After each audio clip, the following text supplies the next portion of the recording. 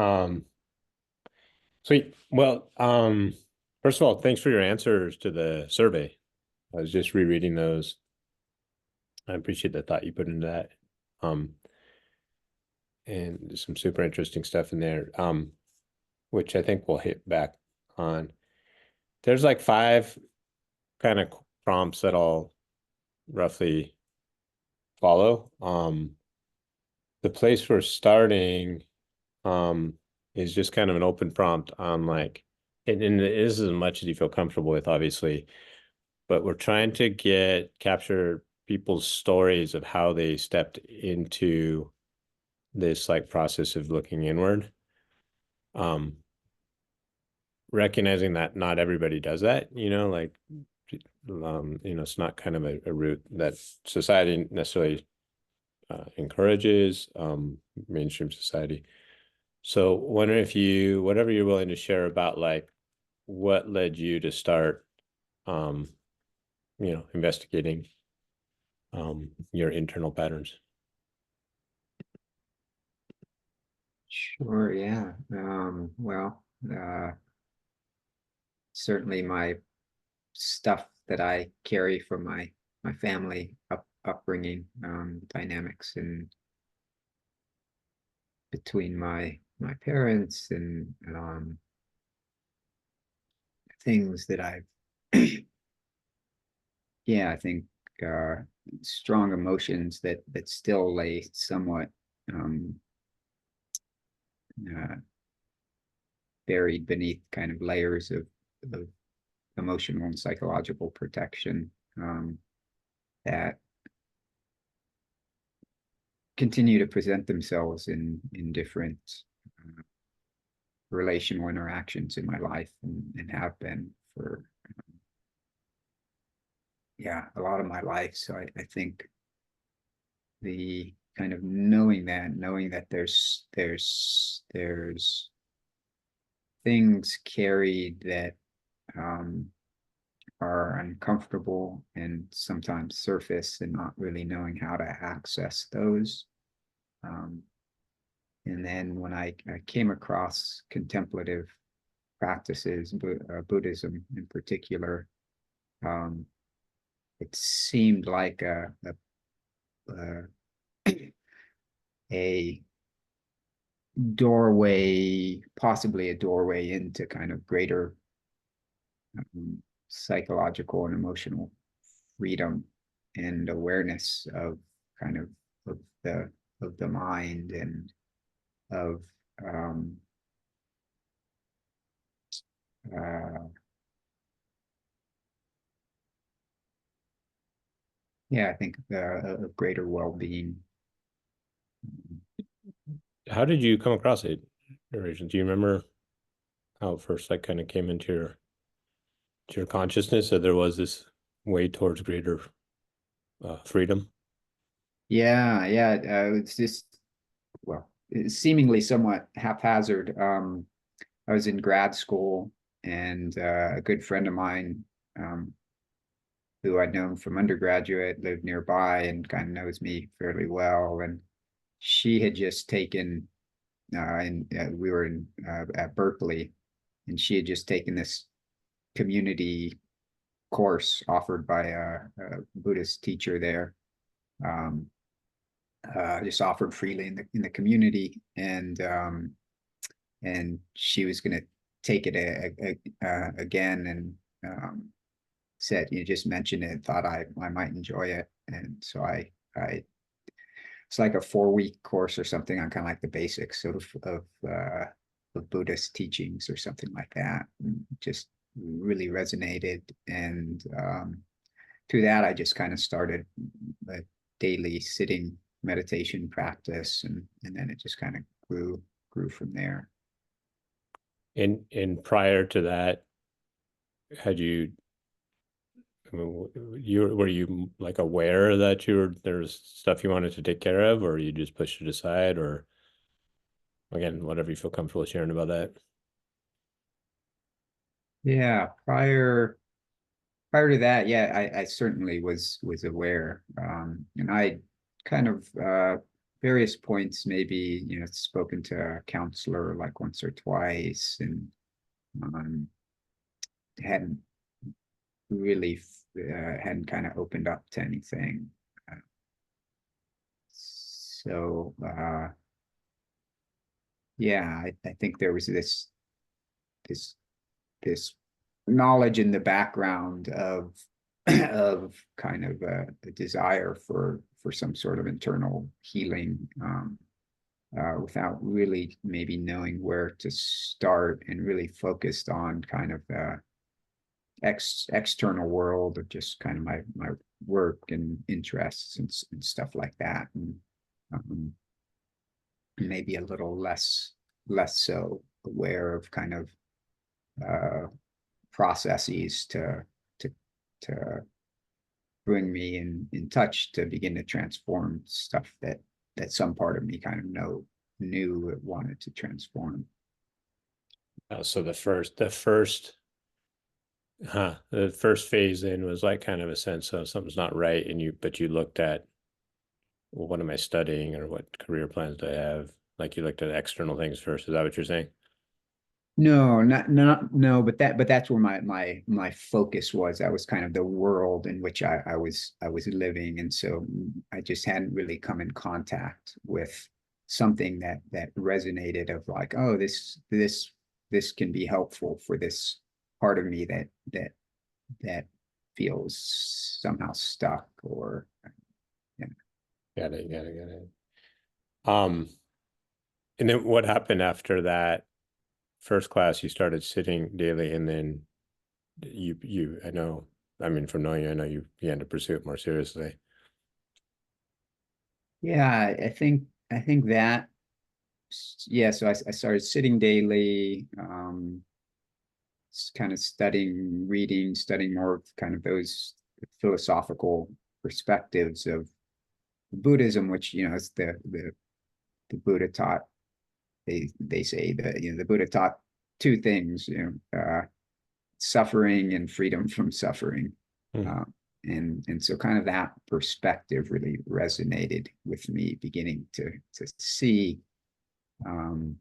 through the simple framework um, of some of the teachings around the mind, and clinging, and aversion. And then from there, I ended up sitting kind of more and more, and then ended up a couple of years later sitting a first silent retreat that was fairly intense, and I think that brought me really close to a lot of the protective mechanisms inside of me, the stuckness, really, and began to see some of those protective mechanisms, and I don't quite remember how things unfolded in from there. I did end up, I think I was in a relationship at a time that was challenging, and that led me um, to a greater intention to work with a therapist. And since then, I've probably a decade or so ago, I've kind of been engaged in various modalities of therapy that have been extremely helpful, in parallel to the meditation practices and training, and as well, I think throughout all this period of time, my work was focused on, was working in a lot of rural communities, in foreign countries, and aware of the power and imbalances of a privileged, wealthy, well-educated person coming into these poor communities with a desire to help, but that desire to help being kind of informed um, by my own conditioning and biases, as well as the conditioning and biases of the community, and where those pieces overlapped was kind of the place of interaction. So in this case, bringing electricity for these communities. And through that as well, there was this sense of helping, but also with a sense of a strong sense of a self, of an, not necessarily like with an agenda. That self had an agenda and values, and bringing that into the work, and really seeing in other, with other organizations and other people, maybe sometimes the righteousness that can surface in some of these service oriented areas of work, especially where there's large power imbalances. And just kind of being aware of that somehow in the back of my mind, that there wasn't quite this freedom to really to serve in a more selfless way, this sense of a yeah, really a kind of a goal orientation. In that, so working in those countries unveiled that for you, and that was something you felt you had to get underneath, or you recognize what it felt like to go beyond that. I recognized what it felt to be within that there that I loved being in these different communities and receiving kind of the generosity and learning about different cultures, and then as well some kind of a little bit of unease in the background about this tension um, of critique of the, and this also was supported through the kind of the learning that I was doing in graduate school, kind of social science critique of foreign-led development, and so yeah, so there was this kind of this internal tension about what I was doing. Was I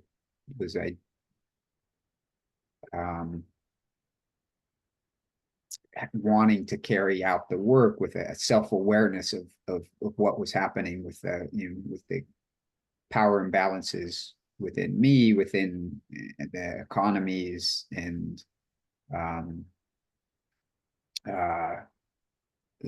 the value systems from the US, and how those are, and capitalism in particular. And so yeah, there this kind of, again, a background, something in the background of kind of a tension there. Really not wanting to being aware of having some sort of awareness that this work wasn't totally without some sort of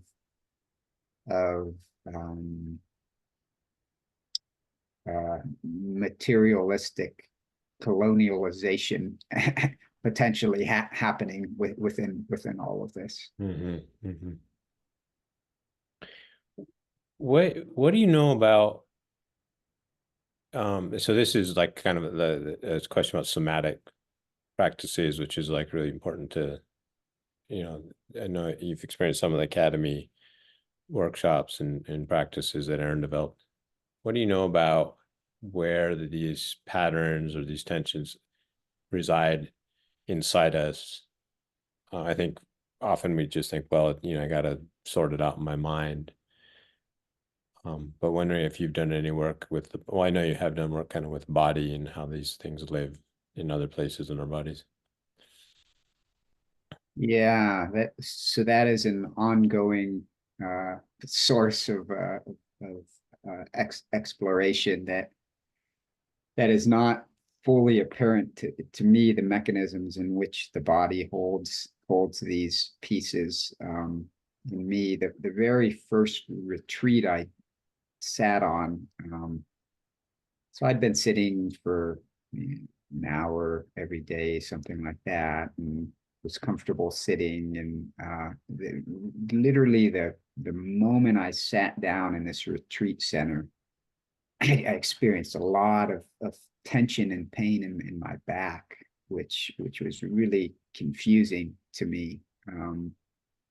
And the practices that I was engaged in then is just you just keep sitting. And it's taken me years, over a decade, I think, to begin to understand that. I don't understand, but it seems in me that there are protective parts of my emotional, psychological being that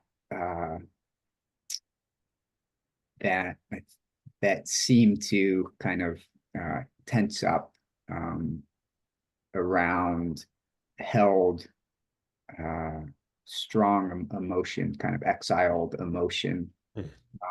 And so oftentimes I feel it in like a tensing in the back, that I'm just, I think in recent years those parts are beginning to relax a little bit. And as they relax, I'm able to feel grief, fear, other emotions in my belly and chest. And there's this solving part of me that like has always like, oh, it just wants to, like, it wants these protective parts to relax, to just feel the catharsis of allowing these other held emotions to be felt and to be let go of. But that hasn't really been the process. So yeah, there's always this part of like, rather than just, so the freedom for me comes when I'm just able to, this is how it is right now. Feel the parts that are tensing up. And with that, there then becomes some relaxing. But yeah, there's been this part of me that it's always felt is aware of how this stuff is, to some extent. I'm aware of how this stuff is held in the physical body, and has always wanted to find this perfect modality that will just unlock these emotions and held in the body that haven't yet come across. And it just seems like it's more of a process for me. Uh-huh. Because you've tried, I know you've done a lot of acupuncture or you did breath work. You've tried different practices. Yeah, I've tried so not acupuncture for this emotional stuff, but I've done something called Hakomi, Yeah. which involves like therapy with personal contact, with touch, and that was actually extremely helpful. Yeah, maybe I just haven't found the right somatic modality yet. Mm-hmm. So what do you think? Thank you for all this, by the way. This is great. What do you think must be in place for you or for people in general to step into this process of unlearning patterns? And the questions like what needs to be in place internally, like your own emotions or mindset, or even physical wellness, and what external conditions do you think need to be in place? So I mean, the clearest thing for me is feeling of safety. and support. And that's the external that creates a feeling of safety internally. I don't, from my own experience and what I observed as being a chaplain in a hospital, is that a lot of the stuff we carry is kept at bay through protective mechanisms we have that often, it's either self-judgment or afraid of external judgment, or in, various trauma of just the internal fears of re-experiencing something that at the moment of the initial experience was overwhelming. And so having some sense that it is for these protective parts, that it's okay to feel, or to allow the thoughts to emerge, is, I think, really fundamental. And that can be supported through either a community that one feels safe in, or a relational interaction that they feel safe in. Certainly the environment is important to that. So I think a feeling of safety is a fundamental piece. And how would you answer this question? When do you feel most alive, most aligned with your deepest voice? And then what have you learned about gaining access to that aliveness?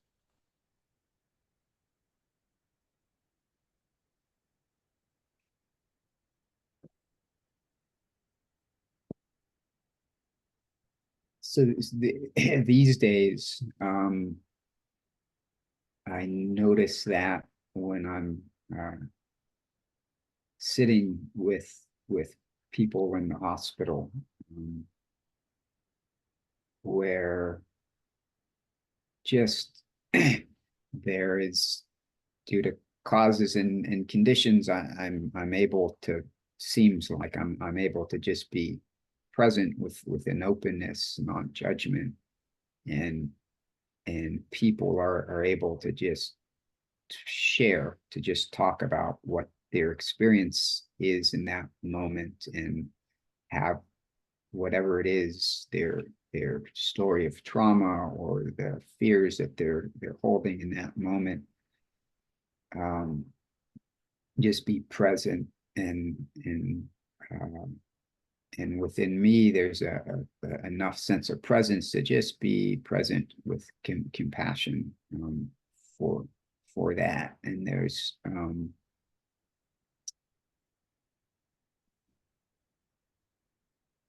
yeah, I feel a little bit of emotion coming up. There's just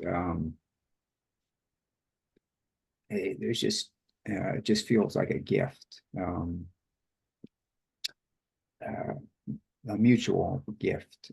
I feel honored to be in the presence of that sharing from the individual, and feel the gift to just to have that compassion present, to be experiencing that compassion in that interaction. And just as I say this, it's almost, there's the thought came up in my mind of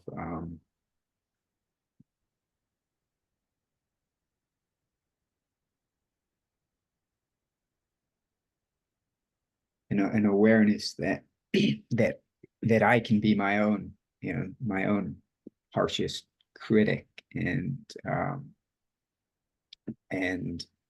the almost a desire for that compassion that I can experience in relation to others at times, and have experienced that compassion with spiritual teachers and friends, and what a gift that is, and the hope that my own capacity to offer myself that form of compassion, of self-compassion, that aware of that desire as well. Hmm. Wow.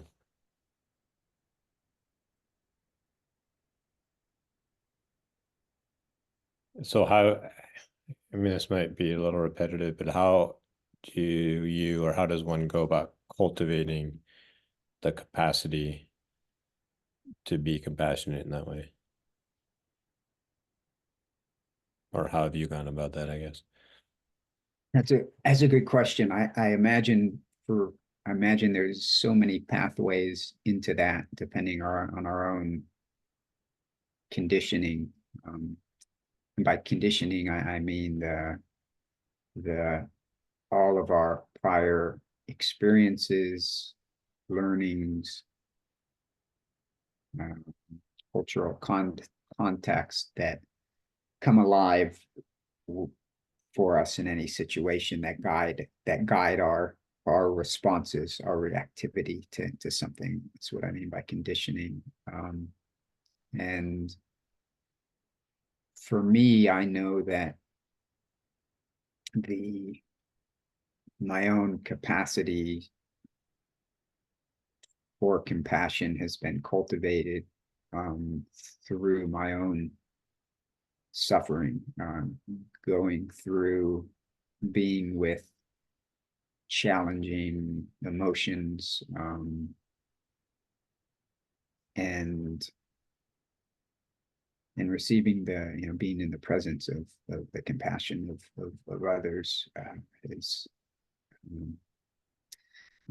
they say that empathy is a doorway into compassion. Empathy is feeling with someone else, and I think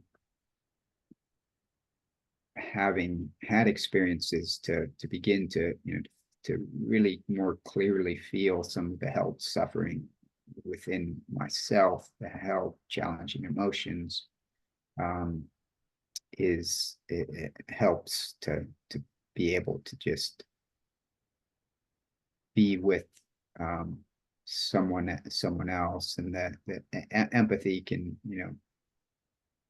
suffering with someone is not necessarily helpful, but being able to be present with them, having some connection to the suffering that they might be experiencing, and then being able to be there with a deep, a sincere wish for the alleviation of their suffering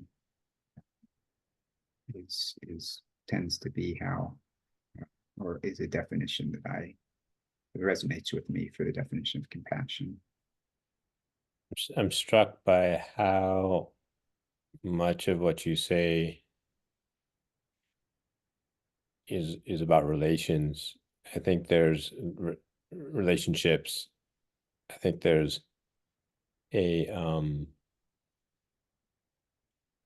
kind of a sense, or maybe a mystique, that one has to go off to the mountaintop and be by themselves to find enlightenment.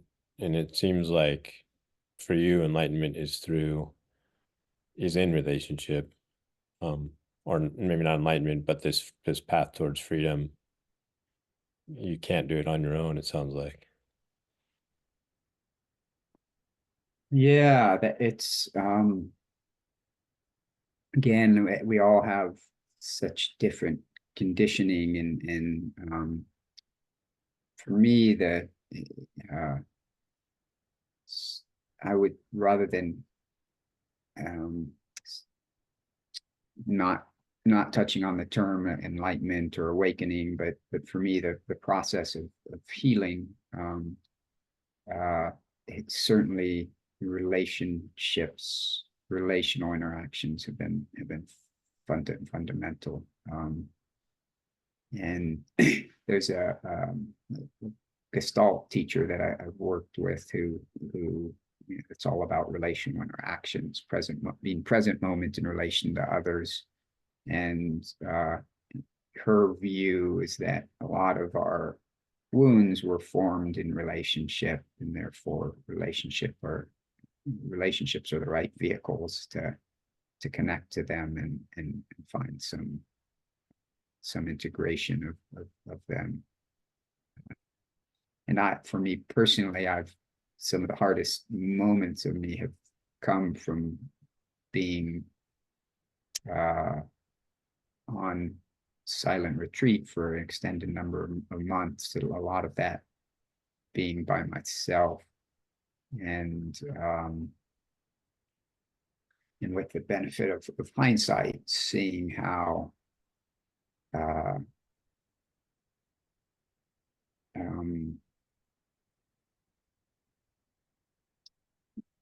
that tended to exacerbate, I think, some of the wound. It didn't provide the connection and safety that some of these internal parts were needing to feel comfortable to be felt and released. And so, yeah, again, for in my experience,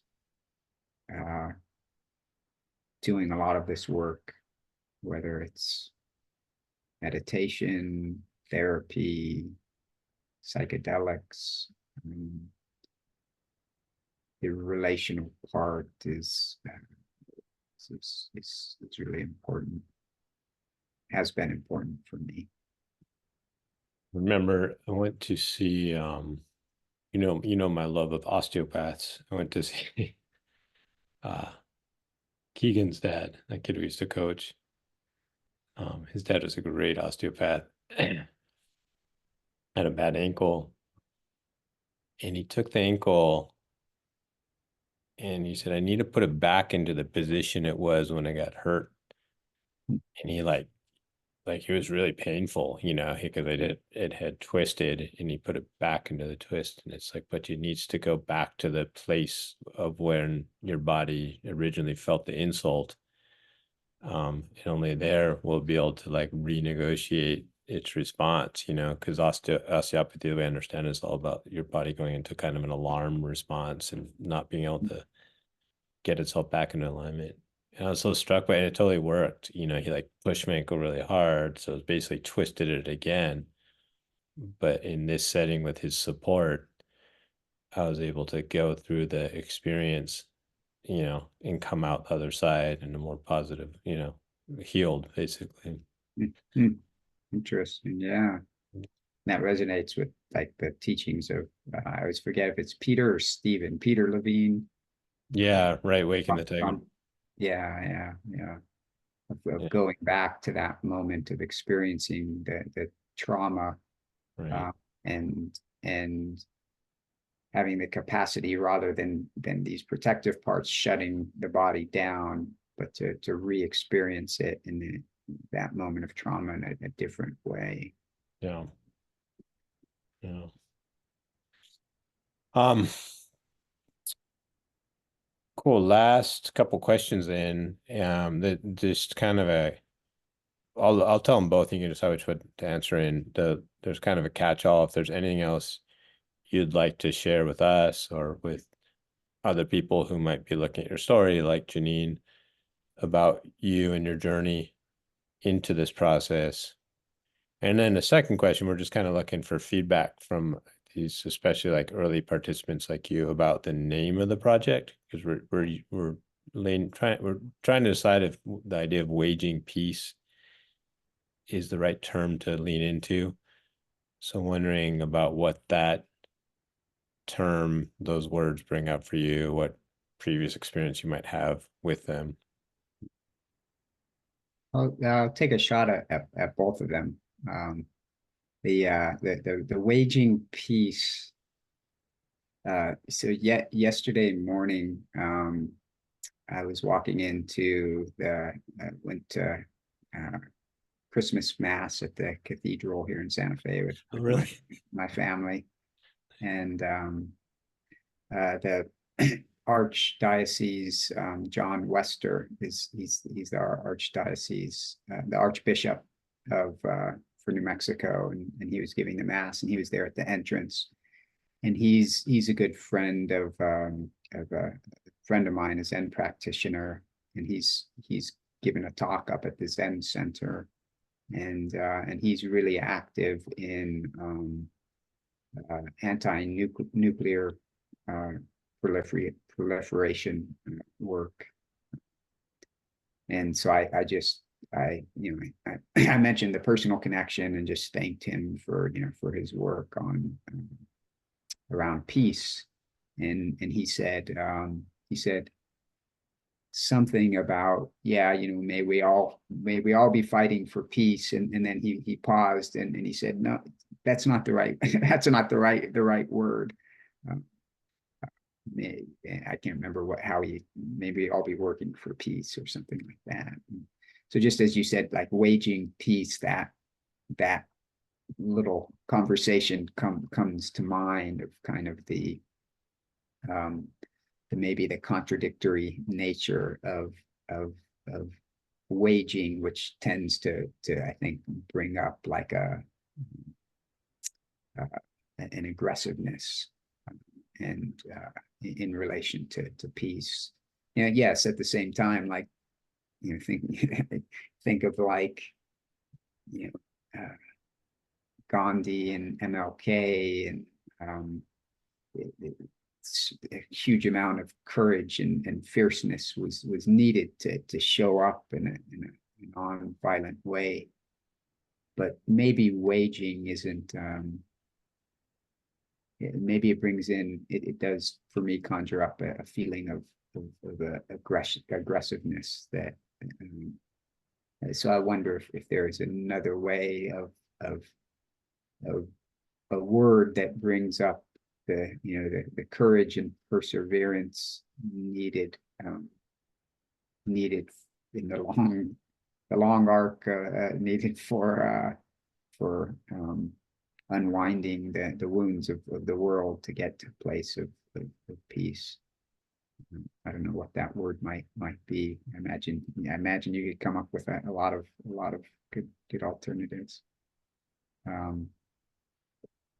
The one thing that I was going to mention about kind of any other things left unsaid, the piece for me that there's many ways that I think bring us to do internal work that might allow greater freedom and well-being for us.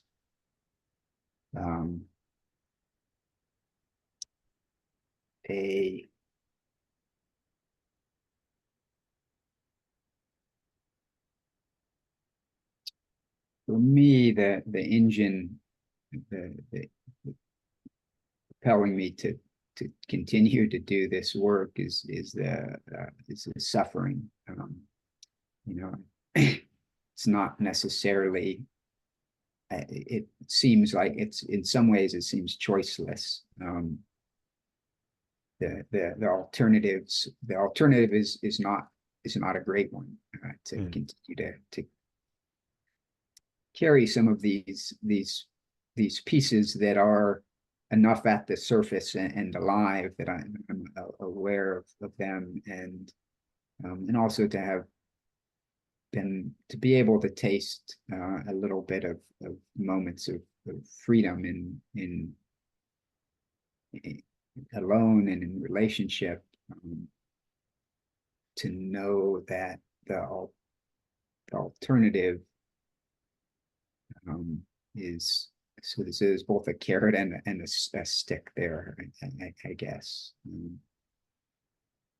But that, I think it's an important question of understanding what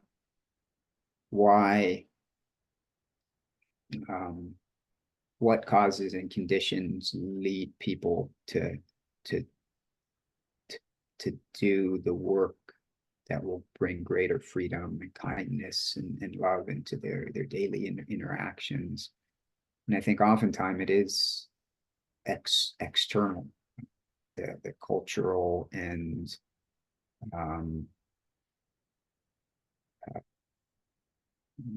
the cultural constraints.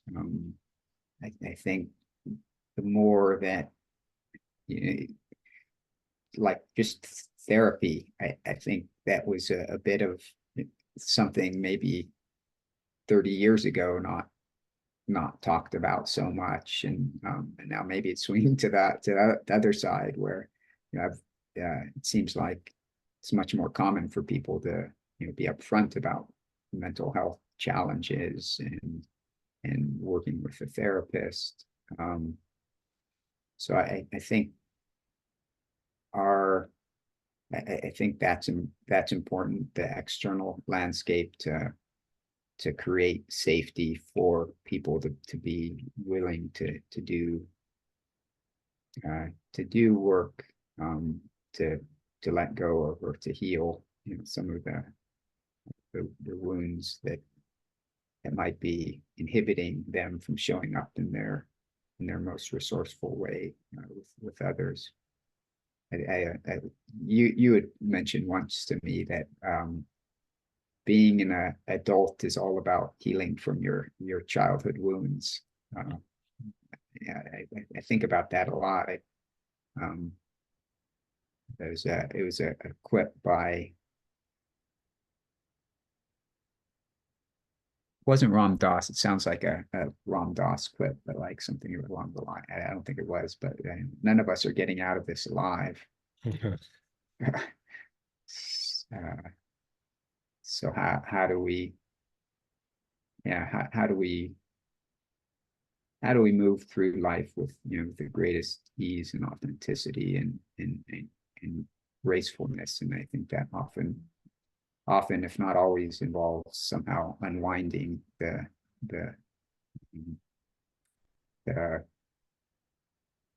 wounding, and maybe wounding isn't the right word, but the interactions that inhibit us from, I guess, showing up with an open heart. Yeah, thanks. That's super useful. I think that's the intent and the dream of this project in some ways, to contribute to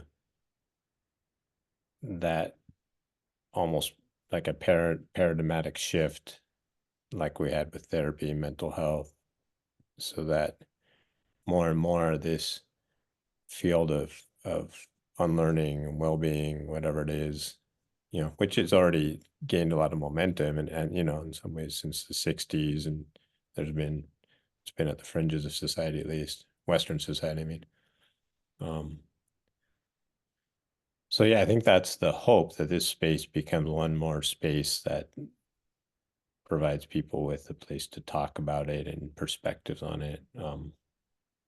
I think the Awakening website, I've enjoyed that actually. I find that a place, like in terms of online places, where it seems like there's interesting conversations happening in thoughtful ways.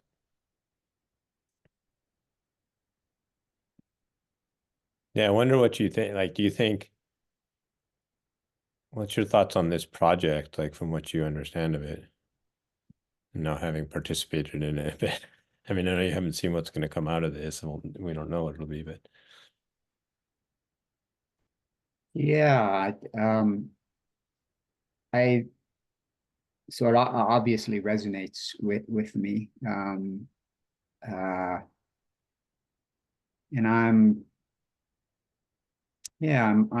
curious about, and one thing that I'm interested in is your conversations with leaders who are maybe in kind of a place of,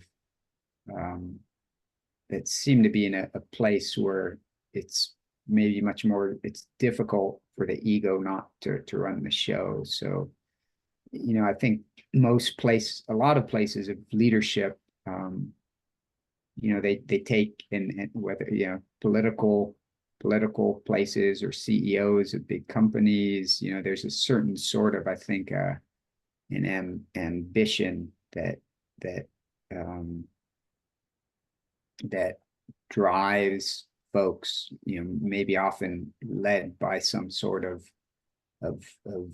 ego, of maybe some desire for external validation, and I'm curious, in that landscape, examples of folks that that have and continue to do internal introspection and self work, and how they show up differently in those spaces, and what the challenges are of showing up in those spaces in a way of of uh, of care and open-heartedness, where it's certainly much easier to show up in that way, as an example, as a chaplain, than as a CEO of some company where there's all these other constraints and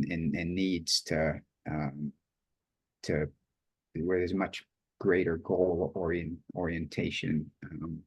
How to show up in meaningful and caring relationships, where you're also like managing and needing certain outcomes. So curious of kind of the in those what seem to me to be the more challenging contexts, as well as maybe some of the most important places where you can have so much impact. Kind of, yeah, curious about the people's experiences in those, coming from those areas. Yeah. Or if this project can even reach those places. Yeah, it's kind of like, yeah. I think that's a good question, and it'll be interesting to see as this grows, if it can kind of go beyond the choir, so to speak. Yeah. Great. Thank you. Anything else? No, I think that's it. Let me stop the recording and the transcript in. I don't know.